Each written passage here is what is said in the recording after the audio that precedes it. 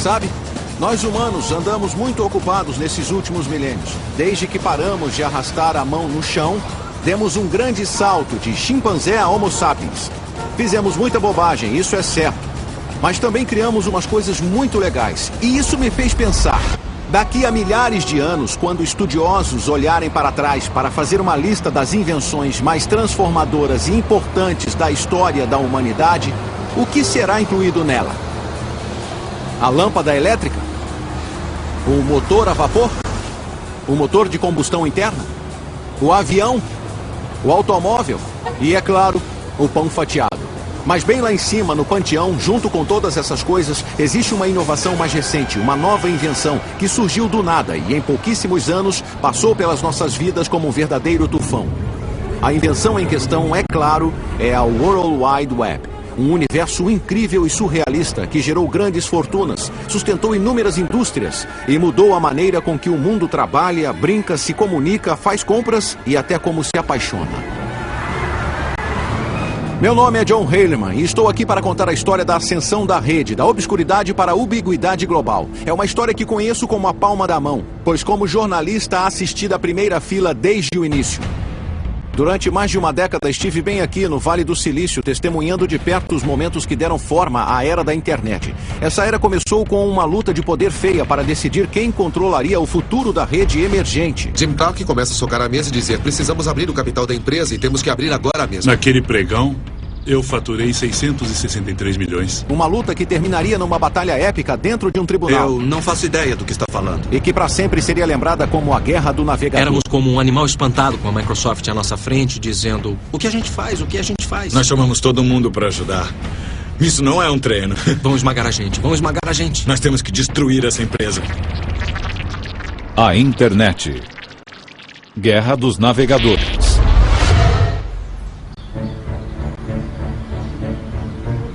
Hoje todos estamos acostumados com a rede, com os seus grafismos e sons enfeitados, onde um clique do mouse pode nos direcionar a um novo caminho. Quem sabe onde se pode parar? Ah, que droga! Mas no início dos anos 90 a rede era muito diferente. Era basicamente uma rede de pesquisa obscura, inventada alguns anos antes por um cientista inglês chamado Tim Berners-Lee. Havia umas poucas e preciosas páginas na web, e as que existiam não eram nada mais do que linhas e linhas de textos chatos. Era preciso ser um geek para ficar empolgado com aquilo. Mas um desses geeks, um estudante visionário de ciência da computação da Universidade do Illinois chamado Mark Andreessen, teve uma ideia doida. Ele imaginou um futuro onde todo mundo, inclusive gente comum como você e eu, adotassem a rede como parte da nossa vida diária. O Andreessen trabalhava num cubículo perto de mim e ele estava trabalhando num produto diferente. E aí ele ficou todo doidão com essa coisa chamada web. Àquela altura a internet era só para nerds mesmo, era só para acadêmicos, pesquisadores e cientistas, e não havia nada que pessoas comuns podiam fazer nela, mas era tão útil para quem a usava que eu achava que todos deveriam poder usá-la. Aí ele disse: cara, esse lance vai mudar o mundo, vai ser demais, é tipo uma hipermídia global. Aí eu só virei e disse: então tá. Andreessen podia ser o mais animado de todos, mas logo ele e vários de seus amigos programadores da faculdade estavam tentando deixar a web mais fácil de usar e mais intuitiva, colocando imagens, fotos e ferramentas de áudio e vídeo. O fruto de seu trabalho foi este: um software simplíssimo do tipo aponte e clique, o primeiro navegador gráfico da web, e cada vez que você surfa na internet hoje, está usando um de seus descendentes. No outono de 1993, os geeks de Illinois postaram o Mosaic Online e o transformaram em uma dádiva para a humanidade, gratuita para baixar, e que dádiva acabou se revelando. Quando fizemos o anúncio em nosso grupo de notícias, naquele momento um grupo de notícias da Usenet, e eu disse: alguém por aí quer participar do teste beta? E como eu tive 12 respostas, mandei o navegador para 12 pessoas, e a partir daí se espalhou como um vírus, de 12 para 100, para 1000, para 1 milhão.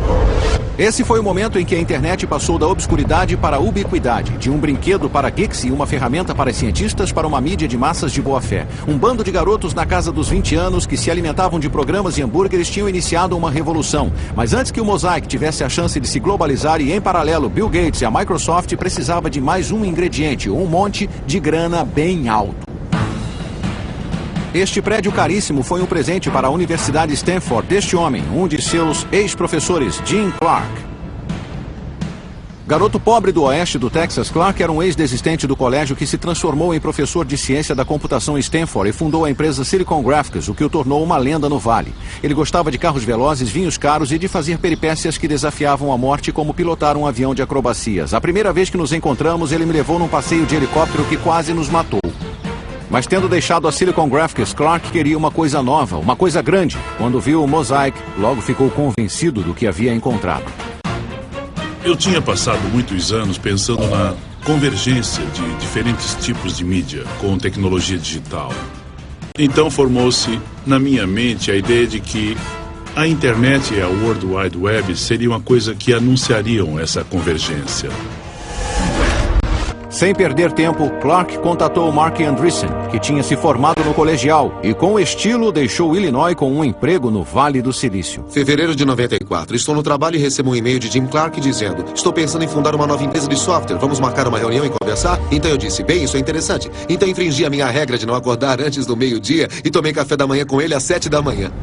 Nos meses que se seguiram, Mark e Clark se tornaram inseparáveis, enquanto tramavam como transformar o Mosaic na base de uma empresa comercial. Mas isso obviamente não era uma coisa que eles podiam fazer por conta própria. Eles precisavam de uma equipe e logo embarcavam num avião rumo a Illinois, numa viagem de recrutamento que seria a centelha da era da internet. Pegamos um avião e chegamos no final da noite e encontramos todo mundo numa pizzaria.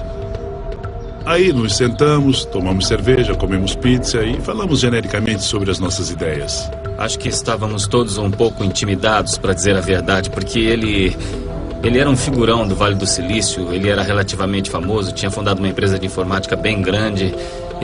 Todo mundo sabia que ele tem muita grana, que estava vindo para cá, mas ele nos ouviu.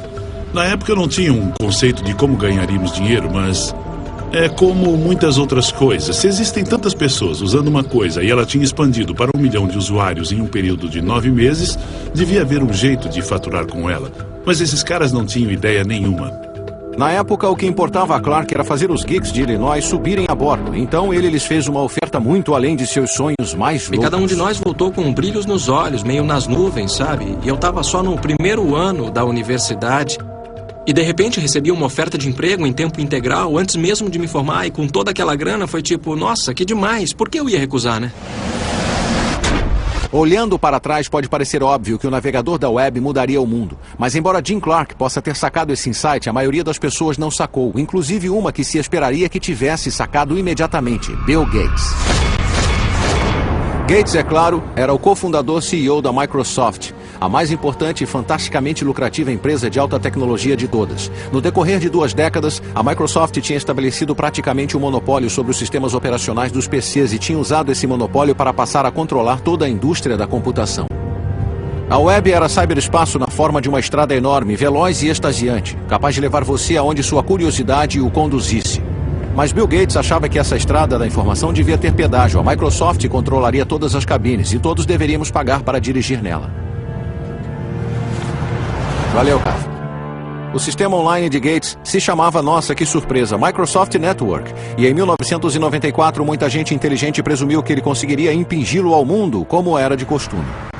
Ali estava a super autopista de informação que os futuristas vinham prevendo há anos. E embora Gates ainda não tivesse se dado conta, o seu pior pesadelo estava para se tornar realidade. Um bando de moleques tão jovens e ambiciosos quanto ele já estava para ameaçar tudo o que ele representava e tudo o que a Microsoft tinha realizado.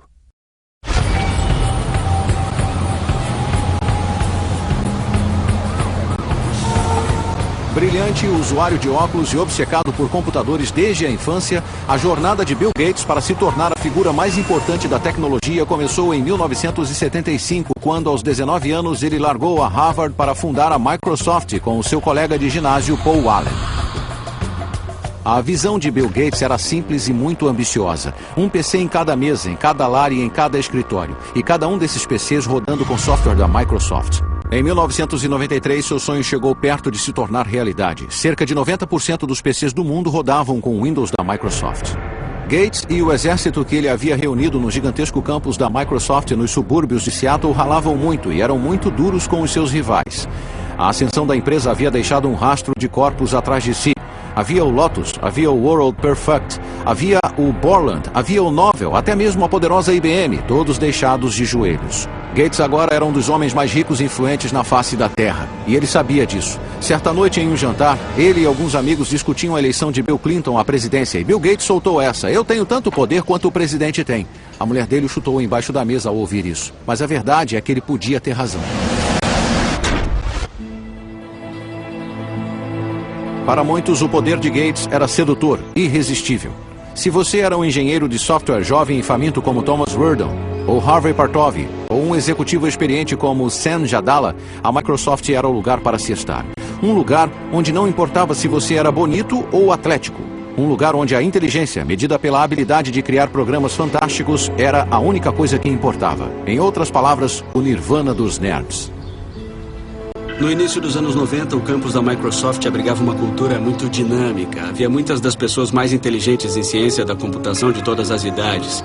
Mas, no geral, era uma empresa surpreendentemente jovem. A idade média na empresa era 26, 27. A Microsoft não era a maior empresa de software do mundo, mas de um jeito estranho era a mais badalada e estava claro. Simplesmente você sentia uma coisa ao passar pela porta.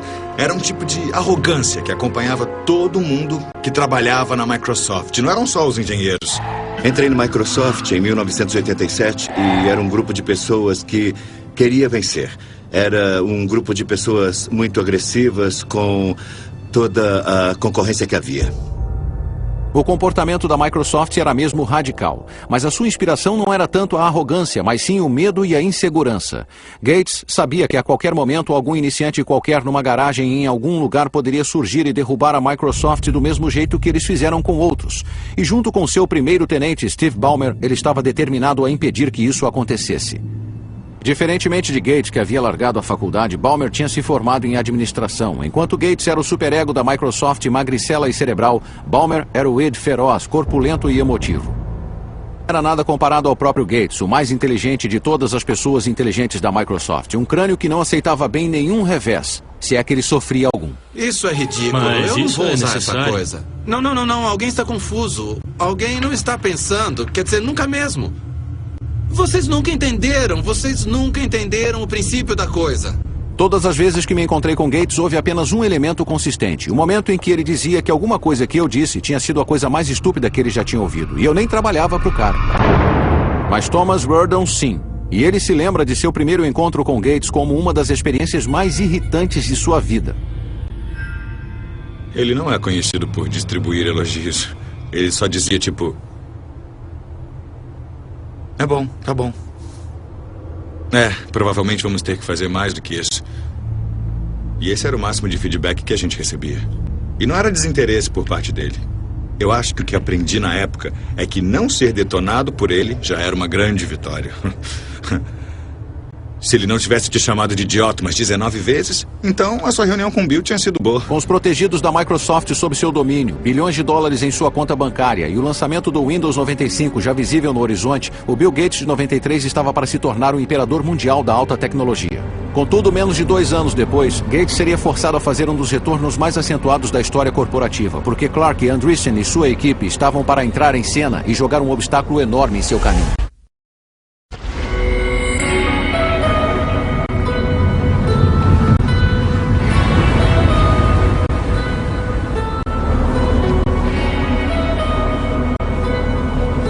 Algumas partes do mundo sempre foram ímãs para certos tipos de pessoas. Los Angeles atrai atores, Las Vegas atrai jogadores e Paris atrai artistas. Esta faixa de 50 quilômetros entre São Francisco e São José sempre foi um ímã para, digamos, aqueles com inclinação para a tecnologia. No verão de 1994, este lugar havia se tornado o lar de Jim Clark e seu jovem bando renegado de pioneiros do navegador.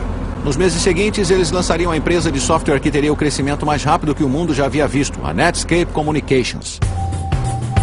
Sob o olhar vigilante de Clark, o pessoal da Netscape defendia a causa de ampliar o alcance da ainda embrionária web e talvez conseguir enriquecer nesse processo. Mas antes, eles tinham de enfrentar um caso grave de choque cultural. Eu nunca tinha estado na Califórnia antes, e quando cheguei aqui foi tipo, como é que ninguém nunca me falou desse lugar antes? Isto é a Meca. Aqui é um tipo de Disneylândia dos geeks deste país. E também foi uma estratégia brilhante pegar um monte de caras, tirá-los de sua zona de conforto e jogá-los dentro de uma nova empresa, porque não fazíamos mais nada além de trabalhar. O plano era simples. Em Illinois, a gangue tinha criado o primeiro navegador gráfico da web, o Mosaic. Agora eles trabalhariam como doidos para montar um novo navegador com base nele e transformar a internet no futuro do comércio e da comunicação. Era só mais um dia comum de trabalho, certo? Eu acho que a missão, segundo foi comunicado a mim e ao resto do grupo, era tomar o mundo o mais rápido possível. Sabe, nada gigantesco, nada grandioso. Era só ir até lá e fazer um software tão atraente, tão legal, que você teria de ser um idiota para não querê-lo. Mas todos na Netscape sabiam que o tempo era crítico. A cada dia que passava, a web se tornava mais popular. O receio era que outra empresa mais poderosa visse o seu potencial e lançasse um navegador antes que a Netscape tivesse essa chance. Trabalhava em ciclos de 36 horas, então eu trabalhava umas 24 horas e dormia umas 12 horas. E praticamente só comia balas e tomava só da limonada. Depois que começamos, predominou um grande senso de urgência. Porque todos nós sabíamos que não seria difícil. E eles tinham razão em se preocupar porque em Seattle, apesar de Bill Gates ainda ter as suas dúvidas sobre a web, alguns funcionários já sabiam da Netscape. Thomas Reardon, em certo momento, contatou a jovem empresa para farejar informações e descobriu que, apesar de seus temores, a Netscape em público emitia outra vibração, a de suprema arrogância. Sabíamos da existência deles à distância, então eu telefonei, falei com o executivo de lá e, basicamente, o cara me mandou plantar batata. Eu pensei, nossa, os outros para quem eu ligava reagiam tipo, a Microsoft tá ligando. A Netscape, 15 minutos depois, me mandou, não estamos interessados. E não se limitou a isso não, porque depois veio um, nem pense em ligar de novo. E quando você trabalha na Microsoft, você acaba ficando acostumado a ser o senhor da indústria e todo mundo acaba venerando você em algum momento. E nada. Ficou claro que, culturalmente, a Netscape já percebia a Microsoft como aqueles a combater. No dia 13 de outubro de 1994, após meses de programação febril, o novo navegador da web da Netscape, o Navigator, finalmente chegou às ruas. A partir desse momento, o conflito era inevitável e a Netscape no papel de Davi e a Microsoft como o pujante Golias. Você pode não achar que Davi teria muita chance nessa luta, mas desde que foi lançado o Navigator, o navegador da Netscape fez sucesso instantâneo. Na noite do lançamento, ocupamos uma das salas de conferência, montamos um computador para acompanhar os downloads e criamos um efeito sonoro, um tiro de canhão, cada vez que alguém baixasse o software. E depois de um tempo parecia uma guerra, porque não paravam, os tiros de canhão eram contínuos. Em pouco tempo, a web se espalharia como fogo de palha por todo o globo. A era da internet havia começado e não tinha nada a ver com a Microsoft. Não se tinha visto nada parecido na história do software. Em 30 dias... 90% das pessoas que estavam na web mudaram do Mosaic para o Navigator. E isso não acontece nessa área. Nunca, nunca, nunca. Num dado momento, a Netscape teve 1 milhão de downloads. E então nós pensamos, o que é que está havendo? 1 milhão de downloads? Esse é um número considerável, mas a verdade é que as preocupações da Microsoft com a Netscape não se limitavam a um mero navegador. E entender o motivo requer só um pouquinho de conhecimento técnico. No ramo da informática, as empresas que têm o maior poder controlam o que é conhecido como plataforma de software. É o software sobre o qual os outros programas rodam. Com seu quase total monopólio com o sistema operacional Windows, a Microsoft controlava essa plataforma. E sobre ela aconteceu toda a ascensão e queda no ramo da informática. Durante muitos anos era impossível imaginar que qualquer um pudesse desafiar a sua supremacia. Mas então os muitos rivais de Bill Gates no Vale do Silício começaram a imaginar um futuro diferente, no qual o navegador poderia ser uma plataforma alternativa, onde você poderia satisfazer todas as suas necessidades online, e assim nivelando a concorrência na indústria e transformando o Windows, o software mais rentável na história do homem, totalmente irrelevante. De repente nos demos conta disso. Uau, a blindagem tem um ponto fraco. Existe um jeito de alguém derrotar a hegemonia do Windows.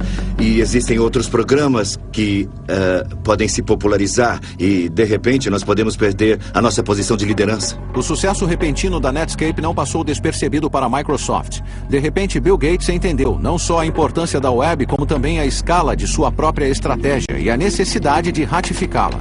Imediatamente. Certa vez, tarde da noite, Gates sentou-se ao seu computador e redigiu um memorando de convocação intitulado A Onda de Maré da Internet. Ele declarou que a web era o desenvolvimento mais importante na computação desde o PC e ele se referiu à Netscape como uma nova concorrente nascida na internet, uma concorrente da Microsoft que deveria ser equiparada e derrotada. E isso significava destruí-la.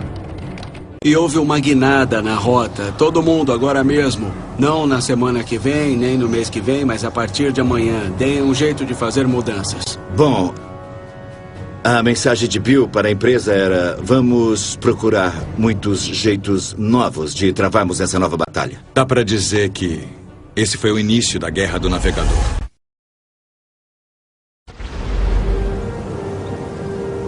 Em 1993, fora de um pequeno círculo de hackers de computadores e cientistas da pesada, a internet era desconhecida e mal amada.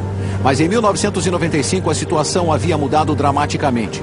Agora, gramas a magia e energia de um bando de engenheiros aqui no Vale do Silício, a internet estava se tornando um fenômeno em grande escala, uma tecnologia comparável em importância à televisão e à imprensa.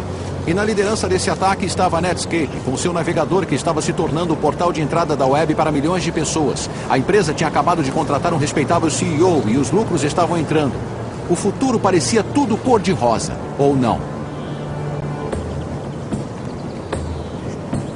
Este homem com certeza não concordava. Ele se chama Gary Rebeck, um conhecido advogado antitruste do Vale do Silício que no verão de 1995 estava se preparando para a batalha de sua vida.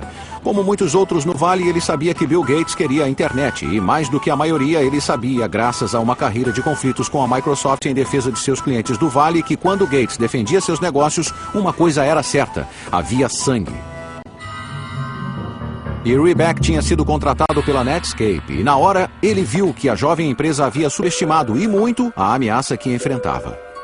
O plano empresarial da Netscape presumia que a Microsoft obedeceria à lei, ou que alguém os forçaria a obedecer à lei, e eu suponho que isso não seja nenhum absurdo, afinal, quando você abre um negócio, não espera que um concorrente incendeie a sua fábrica.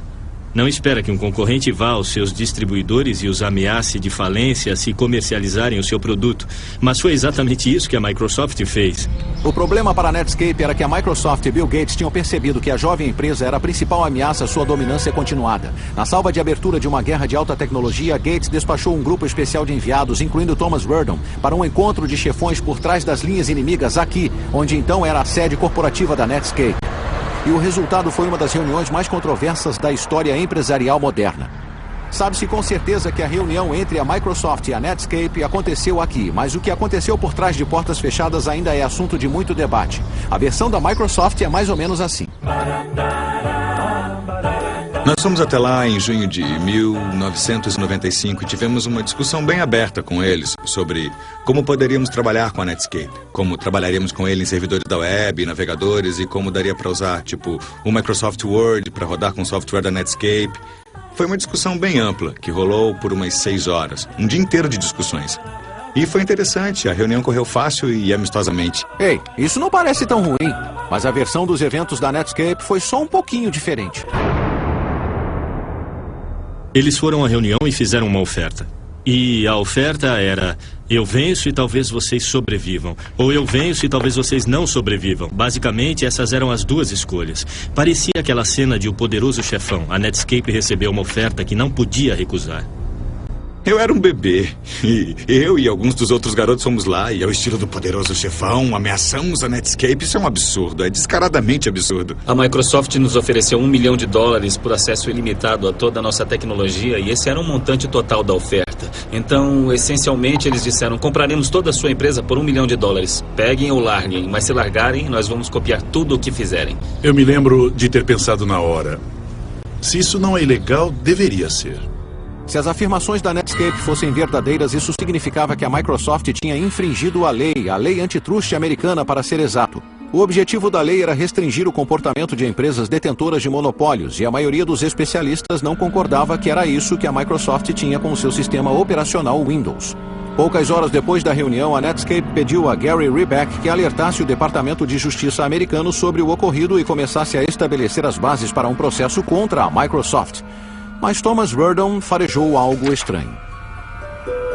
Porque a Netscape tinha um advogado antitruste, e não era um advogado qualquer, mas era o lendário Gary Rebeck, o cara que ficou famoso por perseguir a Microsoft por anos, tentando incitar o governo a abrir um processo contra a Microsoft. E aí, eu sabia que tínhamos sido enganados. A reunião tinha sido uma armação. Uma teoria paranoica? Sem dúvida. Na época, a Netscape era a empresa jovem de alta tecnologia do momento. Então por que precisaria armar contra a Microsoft? Em Wall Street, analistas e banqueiros tinham começado a cantar louvores, falando do futuro brilhante que haveria se a Netscape se tornasse pública. Analisei as projeções para a Netscape e me dei conta de que havia uma chance dela se tornar a empresa de software de crescimento mais rápido do mundo. Jim Clark começa a socar a mesa e dizer: temos que abrir o capital da empresa e temos que abrir agora mesmo. E todos na sala ficaram dizendo: sério? Tem certeza? Praticamente dava para prever que teríamos entre 60 e 80 milhões em faturamento naquele ano. Espera um pouco aí. Só um minuto, vamos pensar nisso. Antes da Netscape, a regra real em Wall Street era que uma empresa precisava de pelo menos 1 ano, de preferência 2, de crescimento estável nos lucros antes de sequer pensar em se tornar pública. Mas a Netscape, em agosto de 1995, só existia há 1 ano. Não tinha nem um centavo de faturamento e não fazia a mínima ideia de como obtê-lo. E como Jim Clark me contou, o motivo pelo qual ela queria ir a público tão rápido era porque precisava de uma sorte gigantesca para construir o maior iate computadorizado do mundo. Então, sob essas circunstâncias, abrir o capital era uma loucura da Netscape, certo?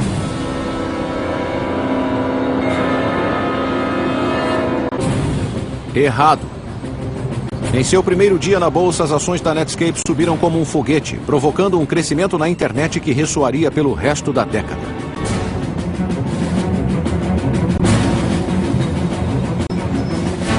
Eu estava no meio do pregão e fui falar com o nosso representante, David Slane, e com o Matt da Solda, que administrava os nossos investimentos. E ele parou na minha frente e impediu que eu chegasse perto do Dave. E eu perguntei: o que é que está havendo?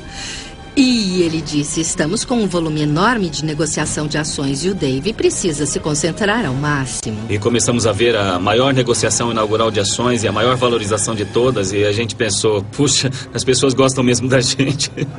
A internet passou do nada à maior história a chegar à mídia e à consciência do consumidor em toda a história. E então, naquele momento, a atenção que nós recebemos caiu fora da escala. Eu tinha investido 5 milhões na empresa. E no final daquele dia, naquele pregão, eu faturei 663 milhões. O suficiente para Clark comprar o seu iate. E para a Netscape se tornar uma empresa pública com ações que valiam $120 e uma empresa com um valor de mercado de mais de 2 bilhões. Os engenheiros da Netscape, jovens na casa dos 20, agora eram nerds famosos e podres de ricos. E é claro que isso lhes subiu a cabeça. E no alto de suas viagens eles começaram a pensar que eram invencíveis. Eles até tratavam os seus aliados com arrogante indiferença. E os seus inimigos? Havia um em especial. Eles violaram uma das regras mais sagradas do Vale do Silício. Não faça sombra no gigante. Nos dias em que ninguém mandaria a Microsoft se catar, lá ia Marc Andreessen à imprensa, repetidamente desdenhando a empresa. Marc Andreessen deixou muito claro em muitas ocasiões que ele não achava a Microsoft grande coisa, não achava que o software da Microsoft era de qualidade e achava que o Windows estava morto. O Windows será um conjunto de drivers de dispositivos mal depurados. Essa é uma das suas declarações mais notáveis. Um conjunto de drivers de dispositivos mal depurados? O que isso quer dizer? Para as pessoas que falam a nossa língua como você e eu, não parece tão ruim. Mas se você é engenheiro, o tipo de pessoa que fala geek, o comentário de Marc Andreessen foi o equivalente a xingar a mãe de Bill Gates. E foi o que bastou para Gates, que lançou a Microsoft numa guerra contra a Netscape. Para os criadores do Windows, que estão entre alguns dos melhores programadores do mundo, ter o seu bebê chamado de um conjunto de drivers de dispositivos mal depurados era enfurecedor. E isso era um insulto. E isso foi a sua motivação. Eu coloquei fotos dos maiores executivos da Netscape e algumas de suas declarações nas paredes dos nossos corredores para motivar o pessoal e mostrar que era contra aqueles que estávamos lutando. E aí começaram a publicar artigos onde se lia Netscape, a nova Microsoft? E nós dizíamos: não, nós somos a Microsoft, nós somos a nova Microsoft. Com seus engenheiros doidos para brigar e com as emoções à flor da pele, em 7 de dezembro de 1995, Gates contou ao mundo que o seu alvo era a Netscape. A Microsoft pretendia levar a empresa iniciante de Clark e Andreessen para a cova com o seu próprio navegador, o Internet Explorer. A Microsoft rapidamente marcou uma reunião de analistas e imprensa em Seattle. E eles fizeram isso de propósito no dia do aniversário do ataque a Pearl Harbor. Foi chamado de Dia de Pearl Harbor e a ideia era que atacariam a Netscape com tudo o que eles podiam. Todos na Microsoft, todos os grupos, todos os produtos estavam alinhados e concentrados na luta contra a Netscape. E poderíamos dizer que estávamos concentrados na internet, mas era contra a Netscape. E era isso, era só o que importava. Chamamos todos para ajudar. Isso não é um treino. Temos que destruir essa empresa. O tráfego na autoestrada da informação aumentava rapidamente e Gates acabou largando mão. Despejou milhões de dólares na web e transformou o Internet Explorer numa causa essencial na Microsoft. O gigante adormecido acordou, foi isso que ele disse. E agora a Netscape estava para encarar um mundo de problemas. Então talvez, apenas talvez, tenha sido um erro fazer sombra no gigante e irritá-lo. Talvez Andreessen devesse ter sido só um pouquinho menos confrontador. Se quiser falar sobre isso com outras pessoas, por mim tudo bem. Mas eu acho que eu vou passar. O Andreessen ter anunciado que o Windows seria irrelevante, eu acho que não foi uma boa ideia.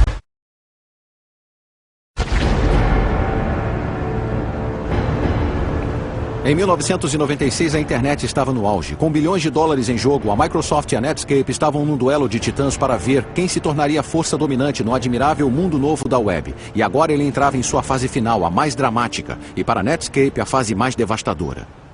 Apesar da Netscape ter começado antes, a equipe do Internet Explorer da Microsoft tinha algumas boas vantagens. Grandes recursos financeiros, muitos programadores talentosos e um líder, Bill Gates, que estava disposto a fazer qualquer coisa, inclusive infringir a lei para aniquilar a Netscape. A empresa de jovens que agora dominava a web havia conquistado o fascínio do público e ameaçava finalmente minar a dominância de medo da Microsoft. Eu me lembro de voltar à faculdade, conversar com os amigos e dizer a eles: eu estou trabalhando na criação de um concorrente da Microsoft para o Netscape. E o pessoal ficou rindo, pensando: você está viajando, não tem como. O plano da Microsoft era bem simples: analisar cada movimento da Netscape e imitá-lo, lançar versões sequenciais do Internet Explorer e lentamente acabar com a liderança da Netscape no mercado de navegadores, 1 ponto percentual por vez. A minha rotina era me levantar, dar o café para os meus filhos, levá-los para a creche e chegar ao trabalho lá pelas 9h30 da manhã. Então ficar até as 3h30 da madrugada. Eu ia para casa, dormia umas 4 horas, acordava com as crianças, tomava café, as levava à creche e trabalhava das 9h30 às 9h30. Comparado aos outros funcionários da Microsoft, não recebíamos nenhum adicional, só tínhamos medo de que o nosso produto perdesse. E não eram só os engenheiros que trabalhavam como se a vida deles dependesse disso. Gates também tinha à sua disposição uma outra arma formidável, o seu obscuro exército de vendedores. Ardilosos, implacáveis e às vezes furtivos, a sua missão era clara: tirar o Navigator da Netscape do mercado por quaisquer meios necessários, cortar o seu suprimento de oxigênio, como um funcionário da Microsoft disse, e enfiar o Internet Explorer goela abaixo de cada cliente da Microsoft. As pessoas que vendiam software a fabricantes de PCs eram como um culto obscuro de pessoas que sabíamos estar faturando de um jeito que talvez nem fosse bom saber. E eles eram como ninjas. Era uma coisa tipo: não pergunte a eles o que fazem, como fecham acordos. Eram acordos de $500 bilhão, ou seja, eram vendas bem grandes de multimídia. E eles faziam seja lá o que for que eles faziam, e eu não queria saber, e as pessoas à minha volta também não. O exército silencioso de vendedores assassinos de Gates usou todo tipo de tática maliciosa para impedir que os fabricantes de PCs instalassem outro navegador que não o Internet Explorer. Eles disseram à Compaq que se distribuísse nosso navegador, a Microsoft cancelaria a licença do Windows. Bem, a Compaq não poderia atuar sem a licença do Windows e, portanto, não distribuiria o nosso navegador. Podia-se dizer o que quisesse sobre o jogo sujo da Microsoft, mas estava funcionando. Enquanto as duas empresas corriam cabeça a cabeça com versões sequenciais de seus navegadores, a fatia de mercado do Internet Explorer ia crescendo e a Netscape começou a sentir o bafo da Microsoft em seu pescoço. Não havia espaço para erro. Se perdêssemos um só prazo, o cara já estava nos nossos calcanhares. Então não havia brecha, foi duro. Éramos como um animal espantado com a Microsoft à nossa frente, dizendo: o que a gente faz? O que a gente faz? Vão esmagar a gente. A sensação de morte iminente da Netscape foi incrementada por mais um fator. Para a empresa poder ficar à altura de seu potencial, ela precisava ser lucrativa, então cada centavo de lucro era precioso. Mas a Microsoft tinha bilhões de dólares no banco, e isso lhe permitiu fazer uma coisa extraordinária. Em vez de cobrar por seu navegador da web como a Netscape precisava, a Microsoft podia dar o Internet Explorer de graça, no pacote integrado do sistema operacional Windows. Com o IE4, acabou. Não era mais: vamos vencer com o Explorer 4. Nós já tínhamos mais de 80% dos usuários, ou seja, todo mundo. Em setembro de 97, a Guerra dos Navegadores terminou. A Microsoft saiu triunfante. A Netscape estava recuando, com os negócios por um fio, e sua sobrevivência era questionada. Para marcar o lançamento do Internet Explorer 4, Bill Gates decidiu dar uma festa para os guerreiros do software que criaram seu novo navegador. Mas em vez de fazê-la aqui, em Seattle, ele decidiu que seria muito mais delicioso aqui, em São Francisco, no coração do território da Netscape. Durante a celebração que se seguiu, Thomas Werdon e seus colegas bêbados notaram um E, o símbolo do Internet Explorer de quase 3 metros no saguão da festa, e foram tomados por uma ideia demoníaca, mesmo que inebriada. Decidimos içar aquele E enorme, pesando centenas de quilos num caminhão, e nós não conseguimos prendê-lo de jeito nenhum. Depois de prender o E gigantesco na caçamba do caminhão, os funcionários bêbados da Microsoft pagaram um motorista para levá-los até o Vale do Silício. E eles o jogaram aqui, na fonte da Netscape, e então voltaram para o hotel. Uma brincadeira infantil? Com certeza, mas também muito significativa. Daquele momento em diante, a Netscape só declinaria. Um ano mais tarde, a sua fatia de mercado agora na casa de um único dígito e caindo, a empresa que anunciou a era da internet foi comprada por uma empresa muito maior, mas muito mais careta, a AOL. Nós tínhamos a sensação de fazer uma coisa que duraria, e aí sermos incorporados pela AOL foi uma sensação bem ruim. Acabou, já era, não vai durar. E isso foi bem difícil. Jim Clark também ficou chateado com a morte da Netscape, mas ele tinha alguns milhões jeitos de se consolar. Eu havia investido 5 milhões na empresa e faturei quase 2 bilhões. Isso foi um pouco além do que eu precisava. Um pouco além. Todos os engenheiros originais do Netscape também ganharam os seus milhões, mas no fim eles só podiam pensar no que poderia ter sido. Sabe, nós não éramos nada. Éramos muito melhores que isso. Éramos muito melhores. Nós seríamos perdedores benevolentes. Não, nós teríamos sido maus. Eu sei disso agora, quer dizer... nunca tivemos a chance de ser realmente maus. Jim Clark e a sua gangue de programadores podiam ter sido derrotados, mas pelo menos para eles a guerra havia terminado. Contudo, para a Microsoft e para Bill Gates era o oposto. Eles estavam para enfrentar um inimigo muito maior e mais implacável do que a Netscape, e era um inimigo diferente que qualquer outro que Gates já havia enfrentado. Ele não estava sediado no Vale do Silício e mal sabia a diferença entre software e linguiça, mas ele ameaçaria partir a Microsoft em dois. O inimigo era o governo norte-americano, que passara a acreditar que Gates não era um herói, mas um terrorista de alta tecnologia.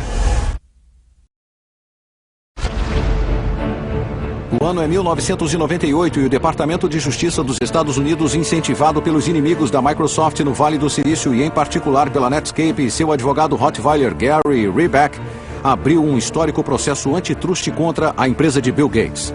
O governo acusou a Microsoft de usar o monopólio do Windows para executar uma série de práticas empresariais predatórias e excludentes para evitar que consumidores acessem os produtos da Netscape e assim enterrar a empresa iniciante e pioneira. Agora, com o futuro da Microsoft na balança, o homem que havia dito ser tão poderoso quanto o presidente viu a sua empresa ser arrastada para os tribunais, acusada de ser uma canalha que infringia a lei, e ele foi forçado a aguentar uma maratona de depoimentos filmados em vídeo. Eles haviam feito perguntas a ele e filmado as suas respostas, antes do julgamento. E eu acho que isso era algo novo para Bill Gates, ter alguém lhe fazendo perguntas duras que ele não podia se recusar a responder. O senhor digitou aqui, importância grande. Não. Não? Não, eu não digitei isso. Quem digitou grande? Um computador. Aqui estava o homem mais rico do mundo como o público nunca havia visto antes. Petulante e passivo-agressivo. Ofuscante e obscurantista como um sofista. Um pedante, um amnésico, um bebê. Eu nunca vi um selo como esse. Eu nunca usei um selo como esse. Nunca viu selos como esse em cada um dos documentos que lhes foram mostrados durante este depoimento? Poderia me trazer as provas? Isso é perda de tempo. É uma perda de tempo. Eu não faço ideia do que estão falando quando dizem pedir. Então, nessas fitas, deu para ver que ele não dizia bem a verdade. No tribunal, o governo mostrou Gates na tela, negando qualquer conhecimento sobre a infame reunião de junho de 1995 com a Netscape, inclusive dizendo que, na época, eu não sabia o que a Netscape estava fazendo. Mas quando mostraram ao tribunal um e-mail enviado por Gates e alguns funcionários de alto escalão da Microsoft algumas semanas antes da reunião, delineando a sua estratégia para lidar com a Netscape, Gates declarou que havia um acordo poderoso a fazer com a Netscape e que talvez a Microsoft devesse comprar uma parte da empresa ou coisa assim, dizendo que ele realmente queria ver isso acontecer.